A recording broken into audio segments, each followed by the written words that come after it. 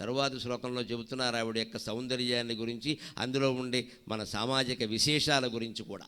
కస్తూరీ తిలకంచితేందు విలసత్ ప్రోద్భాసి ఫలస్థలిం కర్పూరద్రవమిశ్రచూర్ణ ఖదిరాముదోల్లసద్వీటికాం లీలాపాంగతరంగితైరతి కృపాసారైర్నతానందినీం శ్రీశైలస్థలవాసినీం భగవతీం శ్రీమాతరం భావయే.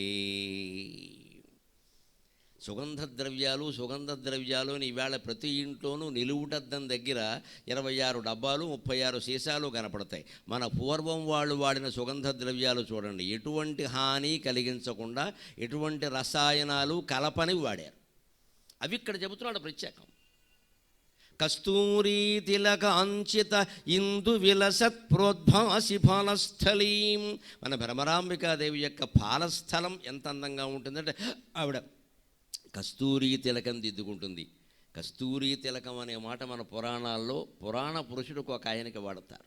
కస్తూరీ తిలకం లలాట ఫలకే వక్షస్థలే కౌస్తుభం నాసాగ్రే నవమౌక్తికం కరతలే వేణుం కరే కంకణం సర్వాంగే హరిచందనం చ కలయన్ కంఠే చ ముక్తావళీం గోపస్త్రీ పరివేష్టితో విజయతే గోపాల చూడామణి. సరిగ్గా మీరు భాగవతాన్ని సౌందర్యలహరిని పరిశీలిస్తే, ఈ శ్లోకాలను పరిశీలిస్తే తెలిసేది ఏమిటంటే శ్రీకృష్ణుడు శ్యామలాదేవి యొక్క అవతారం, శ్రీరాముడు లలితాదేవి యొక్క అవతారం. తంత్రశాస్త్రంలో చాలా స్పష్టంగానే ఉంటుంది ఇది. శ్రీరామో లలితాదేవి శ్రీకృష్ణ శ్యామలా స్వయం. అందుకని సరిగ్గా అమ్మవారి వర్ణన ఎలా ఉంటుందో శ్రీకృష్ణుడి వర్ణన అలాగే ఉంటుంది. మళ్ళీ కస్తూరీ తిలకం అనేది మీకు మరొక దైవానికి, శివుడికి కానీ విష్ణువుకి కానీ ఎవరికి వాడరు, కృష్ణుడికి వాడతారు. ఇక్కడ అమ్మవారికి వాడారు. కస్తూరీ తిలక అంచిత ఇందు విలసత్. కస్తూరీ తిలకం దిద్దుకుంటూ ఇవాళ కస్తూరి ఎవరికైనా తెలుసా అసలు? ఎక్కడుంటుందంటే పాన్ డబ్బా వాడి దగ్గరికి వెళ్ళండి ఉంటుంది. అక్కడ 16 డబ్బాలు ఉంటాయి కదా, ఏదేమిటో తెలియదు, అన్నింటోనూ వేలెట్టి కెలుగుతూ ఉంటాడు వాడు. ఆ కిళ్ళి వేసుకుంటే మనము కెలకాల్సిందే. అందులో కస్తూరి ఉంటుందండి, కబీరు ఉంటుందండి. అవి వర్ణిస్తున్నారు ఇక్కడ.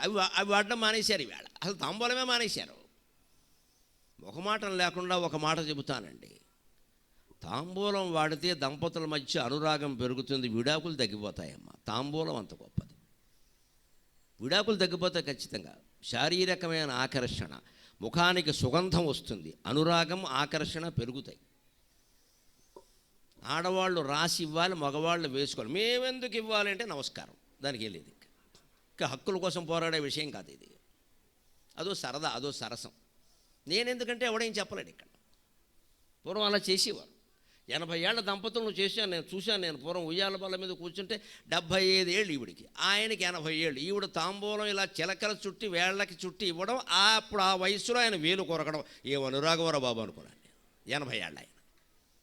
మరి పూర్వం వాళ్ళు కలిసి ఉన్నారంటే అలాగే ఉన్నారండి. తాంబూలంలో ఇవి వేళ. పైగా తాంబూలం గొప్పతనం ఏమిటంటే ఏ కాలంలోనైనా వేసుకోవచ్చు. వేసవకాలం చలవ చేస్తుంది, చలికాలం వేడి శక్తిని పుట్టిస్తుంది. ఎప్పుడైనా వేసుకోవచ్చు. మర్రి చెట్టు నీడ ఎప్పుడైనా మంచిది. బోరింగ్ నీళ్లు, ఇప్పుడు కూడా నూతి నీళ్లు లేదా బోరింగ్ నీళ్లు ఎప్పుడైనా మంచివి. మీరు వాటర్ ట్యాంకులో నీళ్లు మనకి ట్యాంకులోకి వచ్చి పోసు, ఇవి దరిద్రం, ఇవి హీటర్ పెట్టి కాసిందే పనికిరావు, కాసినా పనికిరావు ఒకసారి. అదే బోరింగ్ నీళ్లు కనుక పోసుకోగలిగితే, నూతిలో నీళ్లు కనుక తోడుకుని పోసుకోగలిగితే, అది కూడా తెల్లారగట్ట 5 గంటలకు స్నానం చేయగలిగితే ఏ కాలమైనా మంచిది. వేసవకాలం లోపల బావిలో నీళ్లు చల్లగా ఉంటాయి, శీతకాలం వెచ్చగా ఉంటాయి, కాస్త ఒంటికి సుఖంగా కూడా ఉంటుంది పోసుకోవడానికి. పూర్వం అవే వాడేవారు. తాంబూలము అంతే. శీతకాలే భవేదుష్టం ఉష్ణకాలేతు శీతలం. శీతకాలంలో అది వేడి చేస్తుంది, వేడి కలిగిస్తుంది ఒంట్లో. ఒంట్లో వేడి తగ్గిపోతుంది కదా. వేసవి కాలంలో చలవ చేస్తుంది. అటువంటి తాంబూలాన్ని అమ్మవారు ఎలా కస్తూరి తిలకం, కస్తూరి వేస్తారు, అందులో కబీరు కూడా వేస్తారు. దాని గురించి 2వ పాదంలో ఇంకా చెబుతారు. ఇక్కడ తిలకం అమ్మవారు బొట్టుగా పెట్టుకున్న కస్తూరి, లేత నలుపు రంగులో ఉంటుంది. కస్తూరి తిలక అంచిత ఇందు విలసత్. అక్కడే చందమామ అష్టమీ చంద్ర విభ్రాజదళిక స్థల శోభిత. ఆవిడ అళిక స్థలం మీద ప్రకాశిస్తూ ఉంటాడు. విభ్రాజత్ ఎవరయ్యా? అష్టమీ చంద్రుడు. అష్టమి అంటే సరిగ్గా ఇటు 7 తిథులు అటు 7 తిథులు మధ్యలో ఉండేది అష్టమి సరిగ్గా. అందుకే శ్రీకంఠార్థ షోడశిక నిత్యా షోడశికారూప శ్రీకంఠార్థ శరీరిణి. అమ్మవారు 16వ కళ అంటారు. శ్రీకంఠునిలో అర్ధశరీరం అన్నారు. అందుకని అర్ధచంద్రుణ్ణే ఆయన ధరిస్తాడు, మిగిలిన అర్ధచంద్రుడిని ఈవిడ ధరిస్తుంది ఖచ్చితంగా. ఇద్దరు కలిస్తే నమ శివాయ పూర్ణచంద్రబింబం ఏర్పడినట్టే లెక్క. మనకి శివారాధనకి ఇతర దేవతల ఆరాధనకి తేడా ఏమిటంటే, లక్ష్మీదేవిని ఆరాధిస్తే లక్ష్మీదేవి వస్తుంది, విష్ణుమూర్తి రాడు. మా ఆయన బిజీ అని చెప్పేస్తుంది. విష్ణుమూర్తిని ఆరాధిస్తే విష్ణుమూర్తే వస్తాడు, లక్ష్మీదేవి రాజు. గజేంద్ర మోక్షమే ఉదాహరణ. ఆయన ఒక్కడే వచ్చాడు, వెనకాల ఎప్పుడో వచ్చింది ఆవిడ 3 గంటల సినిమా అయిపోయాక, రాలేదు ముందు ఆవిడ. బ్రహ్మదేవుడిని ఆరాధిస్తే ఆయన పెద్ద తొందరగా వచ్చే రకం ఆయన, కానీ సరస్వతీదేవి రాదు. మా పలుకుల తల్లి సరస్వతీదేవిని ఆరాధిస్తే ఆవిడ ఒక్కతే వస్తుంది, బ్రహ్మదేవుడు రాడు. ఏ దేవతను మీరు ఆరాధించినా ఒక్కరే వస్తారు, భార్య రాదు, భర్త రాదు. కానీ పరమశివుడిని ఆరాధిస్తే ఎప్పుడూ అర్ధనారీశ్వరుడే వస్తాడు, ఇద్దరూ వస్తారు. అందుకని శ్రీశైల క్షేత్రంలో జరిగే ఆరాధన అత్యంత విశిష్టమైంది. ఇక్కడ ఒక్కరిని ఆరాధించినా ఇద్దరిని ఆరాధించినట్టు, ఇక మళ్ళీ వేరే ఏం చేయక్కర్లేదు. మా ఆయన చూసావు నన్ను చూడలేదని ఈవిడి కానీ, లేదా మా ఆవిడ చూసొస్తావు నన్ను చూడవా అని ఆయనకి కానీ కోపం రాదు అసలు. చాలయ్యా బాబు, ఆవిడే ముఖ్యం, వెళ్ళో అంటాడంతే. అందుకని ఒక్కరిని ఆరాధిస్తే ఇద్దరు దేవతలు అనుగ్రహించేటువంటి విశేషం శివారాధనలో ఉంది విశేషంగా. అందుకే మనం శివారాధన మానకూడదు ఎట్టి పరిస్థితుల్లో. ఇద్దరు అనుగ్రహాలు మనకి లభిస్తాయి, వారు సగం వీరు సగం. ఎవరిలో ఎవరు సగమో వారు తెలుసుకోవాలి, మనం చెప్పగలిగేది కాదని. అందుకని ఇందు అర్ధచంద్రుడిని ఆయన ధరించుకుంటాడు. ఒక పక్క కస్తూరి, అది చలవ చేస్తుంది. ఆ పైన చంద్రుడు, ఆ చంద్రుడు కూడా చల్లదనమే కదా. మన జీవితాల్లో కూడా మనం ఈ చల్లదనాన్ని కలిగించే సుగంధ ద్రవ్యాలు సేవించాలి. రకరకాల ఇంగ్లీషు పేర్లతో విదేశాల నుంచి దిగుమతి అయ్యేవి సేవించకూడదండి. ఇవాళ దేశం కేంద్ర ప్రభుత్వం యొక్క చొరవ వల్ల, పరిపాలనా శక్తి వల్ల మొత్తం ప్రపంచంలోనే 5వ ఆర్థిక శక్తిగా ఎదిగిందండి. 5వ ఆర్థిక శక్తిగా. ఎందుకో తెలుసా? ఒక 10 ఏళ్ల బట్టి దేశంలో వినపడుతున్న నినాదం ఏమిటంటే make in India, made in India, make in India, made in India.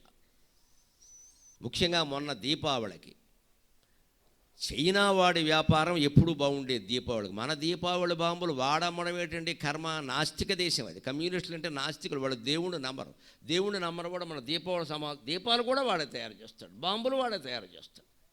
ఎందుకంటే మన దగ్గర జనాభా ఎక్కువ ఉన్నారు. కానీ ఒక 10 ఏళ్ల బట్టి కేంద్రంలో ప్రముఖులు ఇస్తున్నటువంటి పిలుపులు, పెంచుతున్నటువంటి స్వదేశీ అభిమానం కారణంగా ఈసారి యువతరం మొత్తం మన దేశంలో తయారైన బాణసంచాయే కొన్నారు ఖచ్చితంగా. దానివల్ల చైనా వాడికి $1,00,000 కోట్ల నష్టం జరిగింది. శ్రీమద్ రమారమణ గోవిందో హరి. ఇది మనం ప్రకటించడం కాదు, వాడే ప్రకటించాడు. ఒక పక్క మన ఆక్సాయి చిన్న ఆక్రమిస్తాడు ఈశాన్యంలో, ఇంకో పక్క అరుణాచల్ ప్రదేశ్ని ఆక్రమిస్తాడు, ఒక గ్రామమే కట్టేశాడు వాడు. మళ్ళీ దీపావళి సామాన్లు మనకే అమ్ముతాడు. మనం అంత సిగ్గు లేకుండా ఉన్నామా ఇక్కడ? భారతీయుడికి ఉండవలసిన కనీస దేశభక్తి ఏమిటి అంటే ఖచ్చితంగా మేడ్ ఇన్ ఇండియా కాదా, సబ్బు అవని జబ్బు అవని మనకు కావాలంతే. ఏదైనా సరే ఫారిన్ అనగానే తిప్పుకొట్టేయాలి. డాక్టర్ అయినా సరే ఫారిన్ రిటర్న్ నాకు అక్కర్లేదని చెప్పండి, ఇక్కడ తయారైనవండి చూడండి, అప్పుడు ఫారిన్ వెళ్ళడం మానేస్తారు. లేకపోతే ప్రతివాడు ఫారిన్ రిటర్న్ అని బోర్డు పెట్టాం. ఇక్కడ మనం రిటర్న్ అయ్యే పని లేదు. ఇక్కడ అదే జబ్బు మళ్ళీ రిటర్న్, ఫారిన్ రిటర్న్ అంటే అదే జబ్బు మళ్ళీ రిటర్న్ చూస్తూ ఉంటుంది. అది మన దేశంలో లేరా వైద్యులు, మనం చేయలేరా? ఆ స్వదేశీ అభిమానం ఉండాలి. అప్పుడు ఇటువంటి ద్రవాల గురించి తెలుస్తుంది అసలు పదార్థాలు. కస్తూరి, చందమామ ఇవన్నీ శివుడు ఎందుకు ధరించాడు, అమ్మవారు ఎందుకు ధరించింది? చలవ.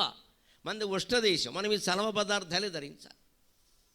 విలసత్ ప్రోస్థల్ కస్తూరి తిలకాంచిత ఇందు విలసత్ ప్రోద్భాసి ఫాలస్థలీం. అమ్మవారి ఫాలస్థలం కస్తూరి తిలకంతోనూ చంద్రుడితోనూ ప్రకాశిస్తుంది. ఆవిడ వేసుకునే తాంబూలం ఎలా ఉంటుంది తెలుసా? కర్పూరద్రవ మిశ్ర చూర్ణ ఖదిరామోదోల్ల సద్వీటికాం. కర్పూరద్రవం, కర్పూరాన్ని నీరుగా చేసి మళ్ళీ దానిలో కలిపి చూర్ణ ఖదిరా, కవిరి. చూర్ణ ఖదిరం అంటే పొడి చేసిన కవిరి. కవిరి అనేది ఇప్పుడు మాట కూడా చాలామందికి తెలియదు. పూర్వం తాంబూలంలో కవిరి లేకుండా వేసుకునేవారు కాదు. అన్నం అరగడానికి బాగా ఉపయోగిస్తుంది. అనేక రకాల ఉదర వ్యాధులకి కవిరి మందు. పైగా అందులో లెక్క ఉందండి. కస్తూరి కంటే కస్తూరి, కర్పూరం ఈ రెండు తాంబూలంలో వేస్తారు. మృగమద సౌరభ విభవ ద్విగుణిత ఘనసార సాంద్ర వీటీ గంధ. కస్తూరి కర్పూరం పాళ్ళు ఎలా ఉండాలో మనుచరిత్రలో అల్లసాని పెద్దన్నగారు చెబుతాడు. అక్కడ ప్రవరుడు దారి తప్పి వెతుకుతూ ఉంటే తాంబూలపు సుగంధం వచ్చింది. ఆ తాంబూలపు సుగంధాన్ని బట్టి ఆయన ఏం కనిపెట్టాడంటే దగ్గరలో ఎవరో స్త్రీలు ఉన్నారని కనిపెట్టాట. తాంబూలపు సుగంధాన్ని బట్టి ఆడవాళ్ళు ఉన్నారని కనిపెట్టమేమిటండి అంటే ఆడవాళ్ళు వేసుకునే తాంబూలంలో కర్పూరం పాళ్ళకి రెట్టింపు కస్తూరికి రెట్టింపు కర్పూరం ఉంటుంది. మగవాళ్ళు వేసుకునే తాంబూలంలో కర్పూరానికి రెట్టింపు కస్తూరు ఉంటుంది. ఇది హార్మోన్లకి సంబంధించిన విషయం, భారతీయులు కనిపెట్టిన విషయం, పూర్వం నుంచి చేశారు.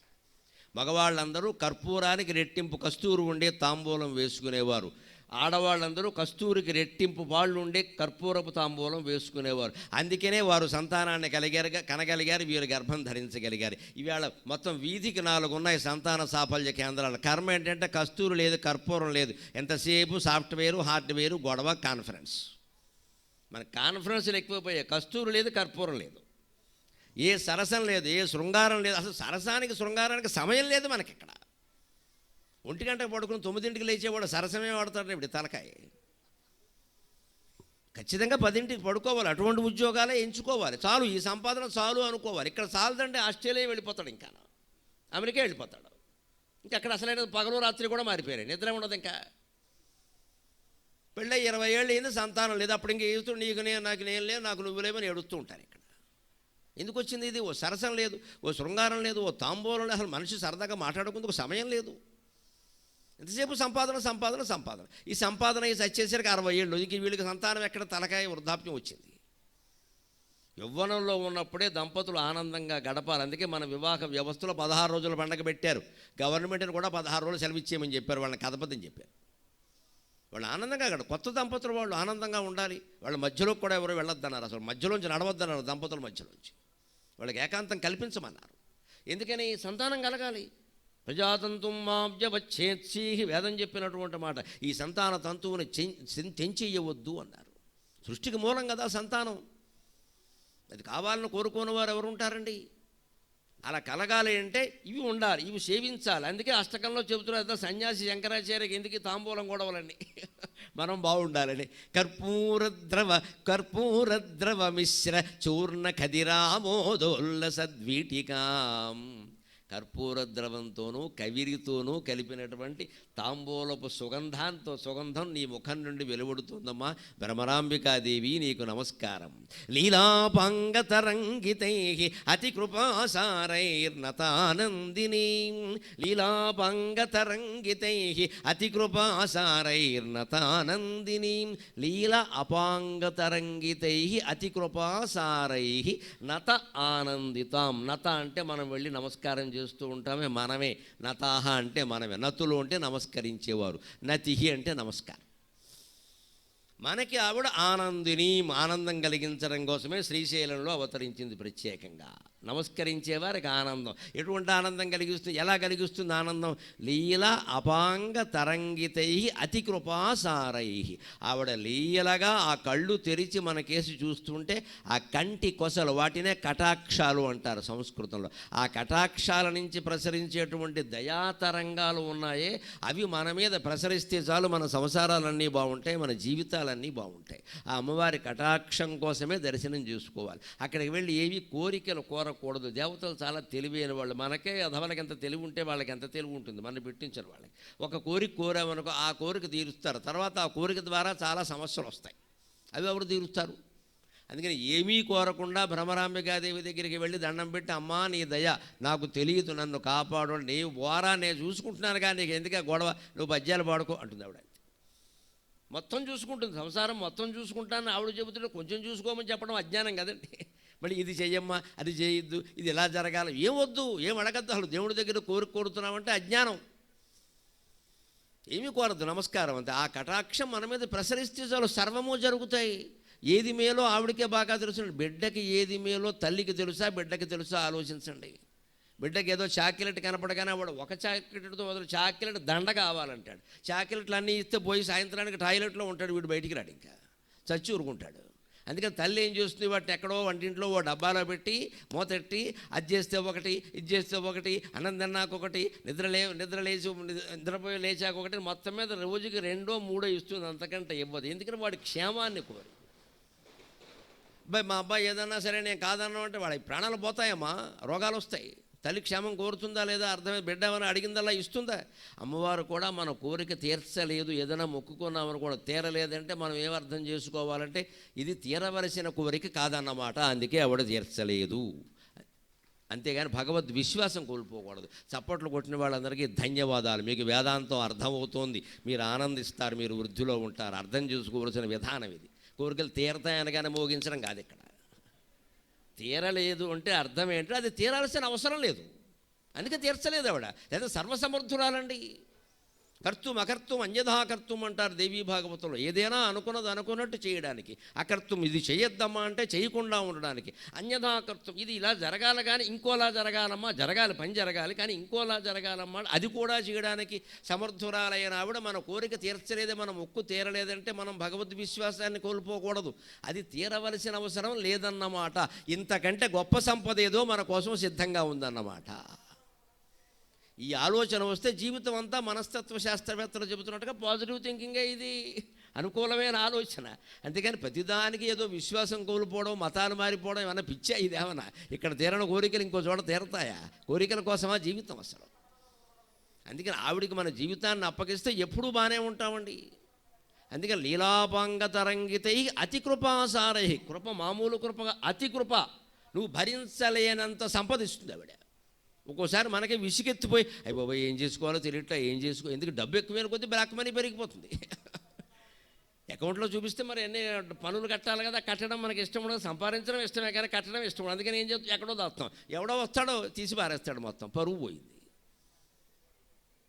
అంత సంపదిస్తుంది ఆవిడ. సంపద మీరు కూడితే ఇవ్వండి, మన చేతులు పట్టవండి, మన చేతులు ఏడు ఇంత సంపద మనం అడగకుండానే పట్టుకొచ్చిస్తారు. అంటే మన జీవితానికి మొత్తం భగవంతుడు బాధ్యత వహించాడు. మనం సద్వినియోగం చేస్తూ ఎప్పుడూ జ్ఞాన మార్గం నుంచి పక్కకి వెళ్లకుండా ఉంటే చాలు, ఇంకేం అక్కర్లేదు. అలాగ మనని అన్ని విధాలా ఆనందింపజేస్తుంది ఆవిడ. నతానందినీం శ్రీశైలస్థలవాసినీం భగవతీం శ్రీమాతరం భావయే. తరువాతి శ్లోకం చూడండి, రాజశబ్దాన్ని 6 సార్లు వాడారు. రాజ అమ్మవారంటే రాజాధిరాజేశ్వరీ. రాజత్కృపా రాజపీఠ నివేశిత నిజాశ్రిత రాజ్యలక్ష్మీ కోశనాథ చతురంగబలేశ్వరి సామ్రాజ్యదాయిని. రాజకీయ సామ్రాజ్యం కావాలని కోరుకునే వాళ్ళు కూడా అమ్మవారిని ఆశ్రయించవచ్చు, తప్పేమీ లేదు. కానీ ఇది ఎందుకోసం అంటే ప్రజల్ని బాగు చేయడానికి, మనం బాగుపడ్డానికి కాదు. ఇక్కడ అది ఆవిడ కనిపెడుతుంది. రాజకీయ పీఠం అడిగిన ఇస్తుంది. ఈ లలితా సహస్రంలోనే స్పష్టంగా ఉంది. రాజత్కృప రాజపీఠ నివేశిత నిజాశ్రిత. ఆ నామాలు 2 విడిగా చదివితే అర్థం వేరు, కలిపి చదివితే చాలా గొప్ప అర్థం వస్తుంది. నేను కలిపి చదువుతాను. ఎందుకు తేడా ఏమిటి? రాజత్కృపాయై నమః రాజపీఠ నివేశిత నిజాశ్రితాయై నమః అంటే రాజత్కృపాయై నమః, అమ్మా నీది చాలా ప్రకాశించేటువంటి దయ అని ఒక నామానికి అర్థం. రాజత్కృప, నీ కృప చాలా ప్రకాశిస్తోంది, బాగానే ఉంది. రాజపీఠ నివేశిత నిజాశ్రితాయై నమః, నిన్ను ఆశ్రయించిన వాడిని నువ్వు మహారాజపీఠం మీద కూర్చోబెడతా. ఇది 2వ నామం. అదంత మంచిది కాదు. మహారాజపీఠం మీద ఆవిడ కూర్చోబెడుతుంది. మనకు ఒక్క బుద్ధి మనం మానకపోతే ఏమవుతుంది? కనకపు సింహాసనమున సొనకము కూర్చుండబెట్టి శుభలగ్నమునందొనరగ బట్టము గట్టిన వెనకటి గుణమేలమాలు వినురా సుమతి అన్నట్టే అవుతుంది. కుక్కని సింహాసనం మీద కూర్చోబెడితే ఏం చేస్తుంది? ఒక క్షణంలో దాన్ని పవిత్రం చేస్తుంది. ఇక మళ్ళీ దాన్ని కడుక్కుంటూ కూర్చోవాలి. మన బుద్ధికి ఒక్క బుద్ధి అయినప్పుడు మనకి సింహాసనం ఎందుకంటే పని లేక. అయితే మనం కోరుకోవలసింది రాజకీయ సింహాసనం కాదండి. ఆ 2 నామాలు కలిపి చదివితే ఎంత అందంగా ఉంటుందంటే రాజత్ కృపారాజపీఠ నివేశిత నిజాశ్రిత. నేను ఎప్పుడు అలాగే చెబుతాను, అమ్మా నీ దయ అనేటువంటి రాజపీఠం మీద నన్ను కూర్చోబెట్టి వేరే పీఠాలు ఏమి అక్కర్లేదు. రాజత్ కృపారాజపీఠ నివేశిత నిజాశ్రిత. ఆవిడ దయ అనే పీఠంలో ఆవిడ ఒళ్ళో మనం బిడ్డలా కూర్చున్న తర్వాత మనకి లోటే ఉంటుందండి. అన్నీ ఆవిడ చూసుకోదా? ఒక్కనే రాజకీయ పీఠం ఇమ్మని అడిగేమనుకో, పీఠం ఒకటి ఇస్తుంది, తర్వాత తలనొప్పి వస్తే తలనొప్పి ఇవ్వద్దని అనలేదు కదరా ఉంటుంది ఆవిడ. బోల్డ్ షరతులు ఉంటాయి. ఎప్పుడు భగవంతుడు కోరవండి బిజినెస్, అది లావాదేవీ. లావాదేవీలో ఎప్పుడు షరతులు ఉంటాయి. చూడండి, పేపర్లో పెద్ద పెద్ద ప్రకటనలు వస్తాయి వస్తువుల గురించి. అది ఫ్రీ, ఇది ఫ్రీ, 2 కొంటే 1 ఫ్రీ, 1 కొంటే 2 ఫ్రీ అనగానే వెళ్ళిపోతాం. మన కిందో ప్రకటన ఇస్తాడు, ఎవడూ గమనించకూడదు, షరతులు వర్తిస్తాయని. ఆ షరతుల్లో ఉంటాయి 3 లక్షల అప్పులు. చాలా చిన్న అక్షరాలు వేస్తాడు. వాడు దృష్టి ఏమిటంటే ఎవడో చూడకూడదు, దాన్ని కొట్టుకొచ్చాక బిగించేస్తాడు. అది చూడకుండా వచ్చామంటాడు. బ్యాంకులో లోన్లు ఇచ్చినప్పుడు చూడండి, సంతకాలు పెట్టమంటారు. ఎలా పెట్టమంటారో తెలుసా? ఒక సంతకం కాదండి, ప్రామిసరీ నోటు మీద ఎక్కడైనా ఒక చోట కుడివైపున సంతకం చేస్తారు, ఇంకో చోట చేయరు కదా. బ్యాంకు లోన్ కాగితాల మీద అలా కాదండి, ఈ పక్కని ఆ పక్కని పైన వెనకాల అడ్డంగా నిలువుగా ఇన్ని సంతకాలు ఎందుకు చేయిస్తారు? ఈ ఇంగ్లీషు నాకు తెలియదు, నేను చూడలేదని అనకుండా బిగించేయడానికి. ఇది లెక్క, ఊరికే చేయించలేండి, ఎందుకంటే నాకు ఇంగ్లీష్ తెలియదు అంటాడు, నేను చూడలేదనంటే. కింద చేశాను, పైన ఉందా లేదు, మొత్తం అంతా చుట్టూ చేయించేస్తారు సంతకాలు, మొత్తం లేకుండా బిగించి బారేస్తారు. తర్వాత మొత్తం ఇల్లు గొడ్డు గోదా మొత్తం పట్టుకుపోతారు. ఎవడు మనకేం ఊరికే ఇవ్వడండి. ఈ లావాదేవీ భాగవతం మనకు కావాలా, లావా తీసేసి దేవీ భాగవతం కావాలా ఆలోచించుకోవాలి. ఇక్కడ లావా ఉంటే దేవి ఉండదు. లావా అంటే అగ్నిపర్వతం నుంచి వచ్చే మంట, ఎందుకు మనకు ఆ లావా పని లేక. దేవీ భాగవతం కావాలి. ఈ లావాదేవీలు దేనికండి? అమ్మవారి దగ్గర ఈ లావాదేవీలు పనికిరావు. రాజత్ కృపా రాజపీఠని వేసిద నిజాశ్రత, అది ఎలా ఉంటుందో చెబుతున్నారు 3వ శ్లోకంలో. రాజన్మత్తమరాళమందగమన రాజీవపత్రేక్షణ, రాజన్మత్తమరాళమందగమన రాజీవపత్రేక్షణ, రాజీవ ప్రభవాది దేవమకుటై రాజత్పదాంభోరుహం, రాజన్మత్తమరాళమందగమనాం రాజీవపత్రేక్షణాం, రాజీవ ప్రభవాది దేవమకుటై రాజత్పదాంభోరుహాం, రాజీవాయతపత్రమండితకుచాం రాజీవాయతపత్రమండితకుచాం, రాజాధిరాజేశ్వరీం శ్రీశైలస్థలవాసినీం భగవతీం శ్రీమాతరం భావయే. రాజన్మందమరాళమత్తగమన, అమ్మవారి నడక ఎలా ఉంటుంది? మరాళీ మందగమన మహాలావణ్య సేవధికి, లలితా సహస్రంలో చెప్పిందే ఇక్కడ ఇంకా అందంగా కవిత్వం రూపంలో చెబుతున్నారు. రాజన్మత్తమరాళమందగమన, బాగా సరస్సులో తామరతూళ్ళు మేసి కడుపు నిండినటువంటి హంస ఎంత నెమ్మదిగా అందంగా నడుస్తుందో, హంసగమనం చేస్తుందో అలా నడుస్తుంది అమ్మవారు. మనం కూడా జీవితంలో సావకాశంగా నడవడం నేర్చుకోవాలి. నడవడం అంటే మార్నింగ్ వాకింగ్ కాదు నేను చెప్పేది. జీవితంలో సావకాశంగా నడవడం అంటే దేన్నైనా సరే సావకాశంగా ఆస్వాదించడం. ఒక పుస్తకం చదువుతున్నారు మీరు, పుస్తకమే చదవండి, పక్కన ఫోన్ మాట్లాడకండి, తీసేయండి ఫోను. పుస్తకం పక్కన ఫోన్ పెట్టుకుని ఫోన్ వచ్చినప్పుడల్లా ఫోన్ మాట్లాడుతుంటే పుస్తకం ఎలా చదువుతావు? ఈ సమయం పుస్తకానికి కావాలంటే ఫోన్కి వేరే సమయం కేటాయించుకుంటాం, అప్పుడు మాట్లాడతాం, అప్పుడు పుస్తకం చదవం. దాన్ని విడిగా ఆస్వాదించడమే మరాళ మందగమనం. అప్పుడు హంసలాగే జీవిస్తామండి, హింసామయం కాదు జీవితం. మనకి హింసామయం ఎందుకు అవుతుందంటే టీవీ చూస్తూనే ఉంటాం, ఫోన్ పక్కనే ఉంటుంది, పుస్తకం ఏదో లలితా సహస్రం ఉంటుంది ఇక్కడ, మరాళి ఈ మందగానే. బాగున్నావా పిన్ని? ఎవరు బాగున్నదే? పిన్న సున్నా, ఎందుకు ఈ గోల? లలితా సహస్రం చదువుతుంటే ఫోన్ ఏంటంటే మధ్యలో కట్టిపారాయి లేకపోతే నొక్కాయి, ఏమవుతుంది? అమ్మవారి కంటే గొప్పదెవరు కాదు కదా ఫోన్ చేసిన ఆవిడ కానీ ఆయన కానీ. మనం ఎవరితోటి ఏం అనుబంధాలు కోల్పోతాయో అని భయపడి చచ్చిపోతూ ఉంటామండి. ఈ భయమే పోవాలి. ఈ అనుబంధాలు ఏవీ మిగిలేవి కాదమ్మా. ఇందాక చెప్పినట్టే దిశమలతో వచ్చాం, దిశమలతో ఒక పిడక అడ్డం పెట్టి మొత్తం లాగి బారేస్తారు, ఎంత పతివ్రత శిరోమణి అయినా సరే. ఎందుకు ఇది? ఏమిటి అనుబంధాలు కలిసి వచ్చేది ఇక్కడ? వాళ్ళు ఎవరో మనం ఫోన్ మాట్లాడలేదని అనుకుని మనకు మాట్లాడకపోతే అంతకంటే అదృష్టం లేదు, గొడవ లేదు, ఓ బంధం తెగింది, ఇక ఫోన్ మాట్లాడక్కల, రూపాయలు కలిసి వచ్చే సమయం కలిసి వచ్చింది. డబ్బు కాదండి, వాళ్ళు ఫోన్ మాట్లాడితే డబ్బు ఖర్చు అవట్ల, సమయం పోతుంది విపరీతంగా. అందుకే ఏదైనా మందగమనం అంటే నడకలో అందం గురించి కాదండి, ఇది జీవితం కూడా ఒక నడకే కదా. నెమ్మదిగా కాఫీ తాగుతున్నాడు, కాఫీయే తాగు, ఇంకేం వద్దు. కాఫీ తాగుతూ పుస్తకం చదవడం, కాఫీ తాగుతూ ఫోన్ మాట్లాడడం వద్దండి. కాఫీ అందం పోయింది, ఆనందం పోయింది. ఫిల్టర్ కాఫీ మళ్ళీ వస్తుందా? ఎంత ఆనందం అది! తాగాలి, దాన్ని చుక్క ఆస్వాదిస్తూ కాఫీ తాగండి. ఎప్పుడు ఒక సూక్తి గుర్తుపెట్టుకోండి, సుఖాన్ని సూక్ష్మ దర్శనం చేస్తూ ఆస్వాదిస్తే మళ్ళీ ఆ సుఖం కోరుకోం. సుఖాన్ని సూక్ష్మ దర్శనం చేస్తూ ఆస్వాదిస్తే మళ్ళీ ఆ సుఖాన్ని కోరుకోం. దుఃఖాన్ని సూక్ష్మ దర్శనం చేస్తూ ఆస్వాదిస్తే ఎన్ని దుఃఖాలు వచ్చినా తట్టుకుంటాం. సూక్ష్మ దర్శనంలో ఉందదంతా. అది మనం చెయ్యలేం. పైపైన తడివేస్తాం మొత్తం అంతా కూడా. ఏడుపు వస్తే ఏడ్చేస్తూ ఉంటాం, నవ్వు వస్తే నవ్వేస్తాం. నవ్వడం ఆపే. అంత నవ్వు అవసరమా దీనికి?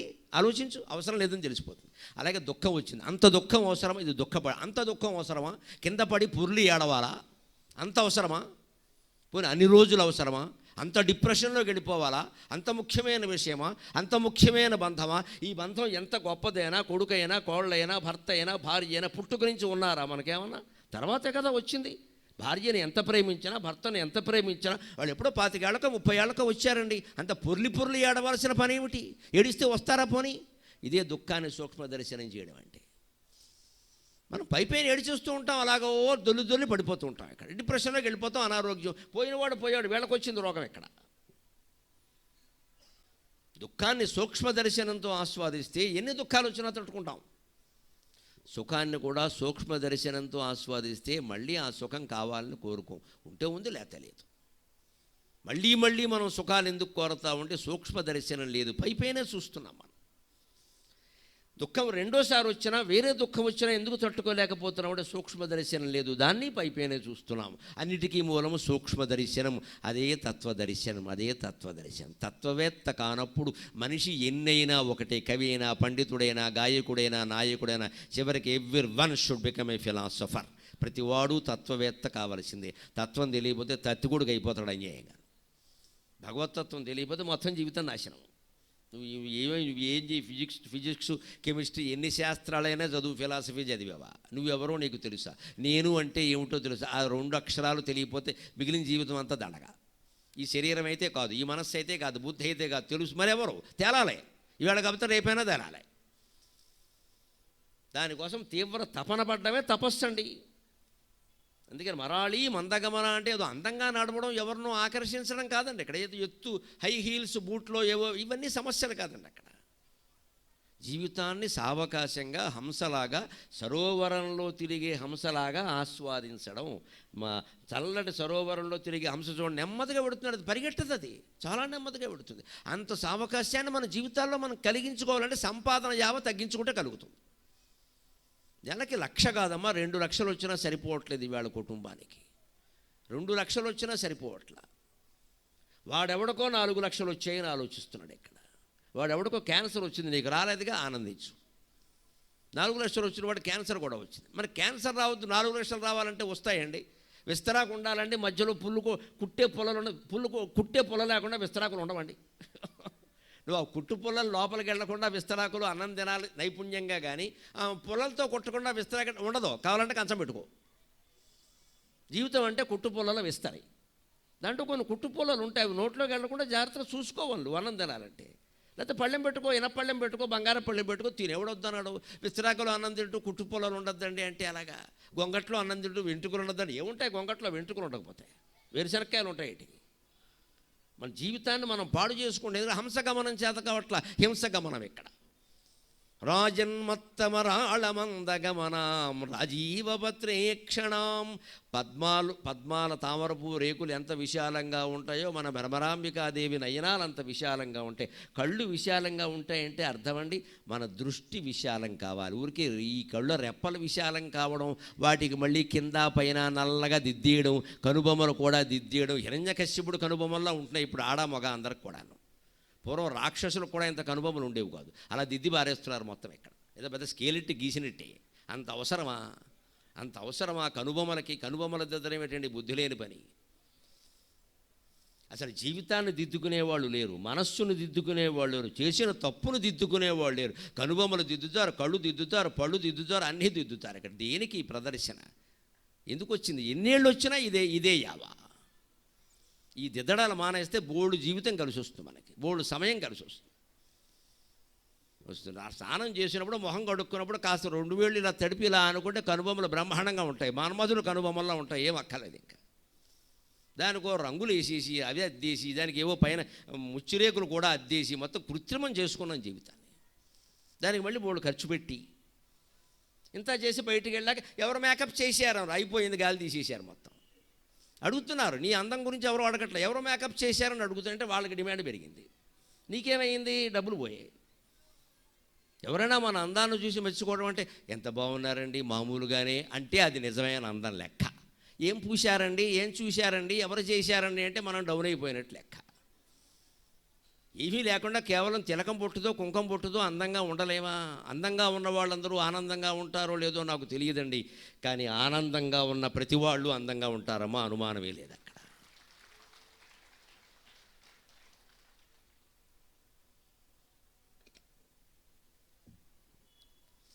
రాజన్మత్తమరాళమందగమనాం రాజీవపత్రేక్షణాం రాజీవ ప్రభభవాదిదేవమకుటైరాజత్పదాంభోరుహాం.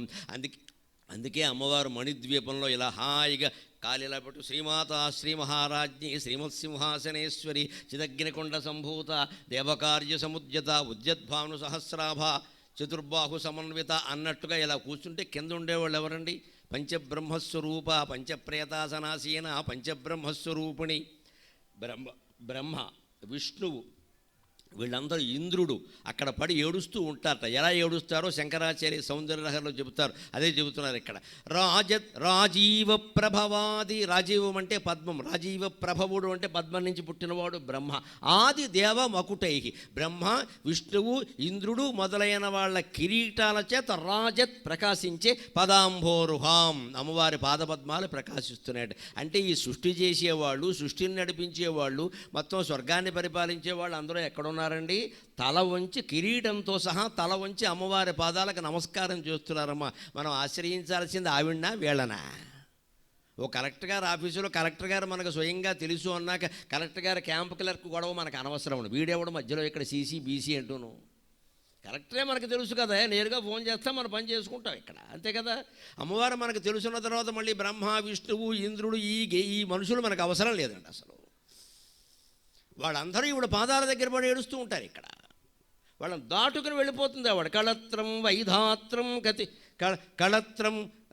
కళత్రం వైధాత్ కిరీటం వైరించం పరిహర పురఃకైటవవిద కఠోరే కోటీరే స్ఖలసి జగిజం భారి మకుటం ప్రణమ్రే శ్వేతేషు ప్రసభముపయాతస్య భవనం భవస్యాభ్యుద్ధానే తవ పరిజనోక్తిర్విజయతే అంటారు శంకరాచార్య సౌందర్యలహరిలో. అమ్మవారు మణిద్వీపం మీద కూర్చుంది ఇలాగా, ఏదో సరస్వతీదేవి గానం చేస్తోంది, ఈవిడ వింటోంది. ఇంతలో ఆవిడకు ఒక కబురు వచ్చింది. తవ పరిజనోక్తి, పరిజనులు వచ్చారు, పరిచారికలు ఉంటారు కదా, వచ్చి అమ్మా శివుడు వచ్చాడమ్మా త్రిపురాసురుల్ని జయించి వచ్చాడమ్మా, ఆ శుభవార్త నీకు చెబుదామని మా ఆయన వచ్చారా అని ఒక దూకిందట. దూకుతుంటే ఏం జరుగుతోంది? బ్రహ్మ అడ్డంగా పడుకున్నాడు, విష్ణువు అడ్డంగా పడుకున్నాడు, ఇంద్రుడు అడ్డంగా పడుకున్నాడు. వాళ్ళ కిరీటాలు ఈవిడ కాళ్ళకి తగులుతున్నాయి. అందుకని సేవకురాళ్ళు ఏమంటారంటే, అది బ్రహ్మ కిరీటం అమ్మ గీసుకుంటుంది, అది విష్ణువు కిరీటం అమ్మ లోకాలను పాలిస్తున్నాడు, ముళ్ళ కిరీటం అమ్మ ముళ్ళు కూడా ఉంటాయమ్మా, పరిపాలించాలంటే ముళ్ళ కిరీటమేగా, వద్దుద్దమ్మా పక్కకి దమ్మ కాస్త చూసుకోమ్మా, కిరీటం వైరించం పరికర, బ్రహ్మ కిరీటాన్ని కాస్త తప్పించుకుని వెళ్ళమ్మా. వాళ్ళ గురించి కాదమ్మా మా బాధ, నీ పాదాలకు అందిపోతాయి తల్లి, నీ పాదాలకు అందిపోతాయి. బంగారమైనా గీసుకుంటే గాయం అవుతుంది కదా. పురహర కైటవవిద కఠోరే కోటీరే స్ఖలసి, విష్ణుమూర్తి కిరీటం ఉందో ఏదో దేవతలంతా పొగుడుతారు కానీ ఏం కిరీటం అమ్మ, కఠోరే అన్నాడు. దాని కఠోరం భయంకరమైన కిరీటం. ఎందుకంటే పరిపాలన అంటే అంత కష్టం అండి. నిస్వార్థంగా ప్రజల్ని పరిపాలించాలంటే చాలా కష్టం అమ్మ. అది ముళ్ళ కిరీటం. అది ఎంత నిస్వార్థంగా చేసినా ఎవడో ఒకడు ఏదో అంటూనే ఉంటాడు. ఇక్కడ విష్ణుమూర్తి కూడా ఆ బాధలు పడుతూనే ఉన్నాడు. మనకి ఏదైనా గొప్ప అదృష్టం ఏదైనా కలిసి వస్తే దేవుణ్ణి ప్రశంసిస్తామో లేదో, కానీ ఏదైనా కర్మ కాలితే మాత్రం ఆ దిక్కుమాలని దేవుడు ఇలా రాశాడమ్మ, వాడు దిక్కుమాలని వాడు అయిపోయాడు ఇప్పుడు అర్జెంటుగా. వాడు నీకు రాసేస్తాడా? పని కట్టుకుని ఆముదం రాసి నువ్వు చేసిన కర్మ నీకు వస్తుందా? వాడేమైనా రాస్తాడు? ఆయనకేమైనా మన మీద ద్వేషం వేడి విష్ణుమూర్తికి బ్రహ్మకి, మనదే కదండి మనకు వచ్చేది. కానీ మనం ఇలా అంటాం. అలాగా బ్రహ్మ కిరీటం, విష్ణువు కిరీటం, ఇంద్రుడి కిరీటం ఇవన్నీ అడ్డంగా ఉన్నాయి. ఈవిడేమో వేగంగా వెళ్ళిపోతుంది. భర్త అంటే అంత ప్రేమ. సంసారాలు నిలబడాలంటే మహిళలందరికీ నమస్కారం పెట్టి కోరుతున్న, భర్తకి తప్ప మరో వ్యక్తికి జీవితంలో ప్రాధాన్యం ఇవ్వకుండా ఉంటే సంసారాలన్నీ బాగుంటాయి. బహుశా మగవాళ్లే కొట్టుంటారు, ఆడవాళ్ళు కూడా కొట్టుంటే సంతోషం. అలాగే భార్యకి తప్ప మరెవరికి మగవాళ్ళు ప్రాధాన్యం ఇవ్వకుండా ఉంటే సంసారాలన్నీ బాగుంటాయి. నాకు 2 ఓట్లు కావాలి, ఎన్నికలు వస్తున్నాయి త్వరలో, అందుకని నాకు 2 ముఖ్యమే. నేను అటు వేస్తాను ఇటు వేస్తాను. మన జీవితంలో భార్యకి ప్రాధాన్యం అండి. ఇంకెవరికైనా ఎందుకు ఇస్తామో? మనకి సన్మానం జరిగింది, ఆవిడ పక్కన ఉండాల్సిందే, ఖచ్చితంగా చెప్పాలి మనమే. మనం కాఫీ తాగుతున్నాం, ఆవిడ గుర్తు రావాలి, దగ్గర లేకపోయినా సరే, ఉంటే నువ్వు తాగేవా అని అడగాలి. భార్య పుట్టింటికి వెళ్ళింది, మాస్టర్ రిటైర్ అయిపోయి ఉండొచ్చు, ఈవిడికి 60 ఏళ్ళు ఉండొచ్చు, పుట్టింటికి వెళ్ళింది, ఇక్కడ భర్త ఎక్కడో ఉన్నాడు, ఆవిడ కాఫీ తాగుతుంటే గుర్తు రావాలి భర్త ఏమిటో. మా ఆయన టీచర్ కూడాను, టీయాం చరతీతి టీచర్ అన్నారు, టీ తాగిన వాడు టీచర్ ఎలా అవుతాడు? టీచర్ అంటేనే టీలో జరించేవాడు, గంటకోసారి టీ తాగాలి టీచర్ అంటే, పాఠాలు చెప్పినా చెప్పకపోయాను. అందుకని టీ తాగుతుంటే ఈవిడికి భర్త గుర్తు రావాలి. ఆయన పాపం టీలే ఎందే ఉండలేడు, సమయానికి కల్పించేవాళ్ళు కూడా ఎవరు. ఆయన పుట్టింట్లో ఏ భార్యకైనా భర్త గుర్తొస్తే ఆవిడ మహాసాధ్వి కింద లెక్క, ఆవిడికి పుణ్యలోకాలు ఖాయం, అనుమానం ఏం లేదు. అనుబంధం అంటే అది. ఏదో ఏడుస్తాడులే, ఏదో ఇన్నాళ్ళకి ఇక్కడికి వచ్చాం సంత అని అయిందంటే అయిపోయినట్టే లెక్క. ఊరికి విడాకులు ఇవ్వలేదు కానీ మానసికంగా ఇచ్చేసినట్టే. చస్తున్నాం రోజు పెట్టలేక, ఇదే సంత. ఇక్కడ ఎవరికి పెడతావు? భర్త ఒక సౌఖ్యాన్ని, ఒక గౌరవాన్ని పొందుతున్నాడంటే భార్యను తీసుకురావాలి, లేదా గుర్తు చేసుకోవాలి కనీసం. భార్య ఒక అనుభవాన్ని పొందుతోంది, సుఖంగా ఉంది అంటే వెంటనే భర్త గుర్తురావాలి. అయ్యో నేను ఇక్కడ సుఖంగా తిని కూర్చుంటున్నాను, ఆయనకి అక్కడ వండి పెట్టేవాళ్ళు కూడా లేరు, ఏమవుతున్నాడో అనే ఆలోచన రావాలి. అది కదా అమ్మవారు ఎంత పతివ్రత శిరోమణి అంటే, భర్త వచ్చాడన్న ఒక్క మాట తెలియగానే ఈ పరిచారకుల్ని, సరస్వతీదేవిని, బ్రహ్మని, విష్ణువుని, ఇంద్రుణ్ణి ఎవరిని లక్ష్య పెట్టకుండా దూక్కుంటూ వెళ్ళిపోతుందిట. ప్రసభం అంటే చాలా కంగారుగా, మా ఆయన వచ్చాడు, వీళ్ళేమిటి ఇక్కడ రోజు వచ్చి కూర్చుంటారు, ఇక్కడ పొద్దున ఎవడు రమ్మన్నాడు వీళ్ళని, ఇదే ఆవిడ మాట. మా ఆయన వచ్చాడు, త్రిపురాసులను జయించి వచ్చాడు, ఎంత అలిసిపోయాడో, ఆయనకు ముందు ఫిల్టర్ కాఫీ ఇవ్వద్దా? అలిసిపోయిన భర్తకు అంతే కదా, ఆయనకి ఏదో ఇవ్వాలి. వీళ్ళేమిటి ఇక్కడ రోజు రమ్మని ఎవరు చెప్పారని పరిచారకులు కోపడుతుంది. పోన్లే అమ్మ, వెడితే వెళ్ళావు, మీ ఆయన మీద నీకు అంత భక్తి ఉంది, వెడుతున్నావు, కానీ వీళ్ళందరినీ దాటుకుంటూ పోతున్నావమ్మా. కిరీటాలు గీసుకుంటాయి తల్లి, నీ పాదాలు పద్మాలు లాంటివి సున్నితంగా ఉంటాయి, ఈ కిరీటాలు చాలా దుర్మార్గమైనవమ్మ, ఇవన్నీ ఈ బంగారం కూడా గీసుకుంటే కష్టం కదా అని పరిజనోక్తి విజయితే, ఎంత అందమైన కవిత్వం చెప్పారండి సౌందర్యలహరిలో. అలా మాట్లాడుతున్న నీ పరిజనుల మాటలు జయించునుగాక విజయం అన్నారు. మన సంసారాలు కూడా అంత ఆనందంగా ఉండాలి. భర్త ప్రస్తావన రాగానే భార్య దేహంలో పులకింతలు రావాలి, భార్య ప్రస్తావన రాగానే భర్త కళ్ళల్లో ఆనంద బాష్పాలు రావాలి. మా ఆవిడండి అన్న మాట రావాలి వెంటనే, అప్పుడు సంసారాలు బాగుంటాయి. అంతకంటే వేరే వాళ్ళకి ప్రాధాన్యం ఎలా ఇస్తామండి? అందుకనే రాజీవ ప్రభవాది దేవమకుటై రాజత్పదాంభోరుఖం, బ్రహ్మాది దేవతలందరూ నీ పాదపద్మాలను ఆరాధిస్తూ ఉన్నారమ్మా, ఇంతకంటే ఏం కావాలి? రాజీవాయత పత్రమండిత కుచాం, అదే పద్మపత్రాలని పూర్వం స్త్రీలు కొన్ని వ్యాధులు వచ్చినప్పుడు, ముఖ్యంగా వేడి చేసినప్పుడు తామరపు రేకులతో వైద్యం చేసేవారు. వాటిని వక్షస్థలం మీద, లేదు నాభి దగ్గర వేడి చేస్తే నాభి మీద, తలపోటు వస్తే తల మీద తామరపు రేకులు కప్పుకునేవారు. సహజమైన వైద్యం ఇది పల్లెటూళ్ళు. రాజీవాయత పత్రమండిత కుచాం రాజాధిరాజేశ్వరీం శ్రీశైలస్థలవాసినీం భగవతీం శ్రీమాతరం భావయే.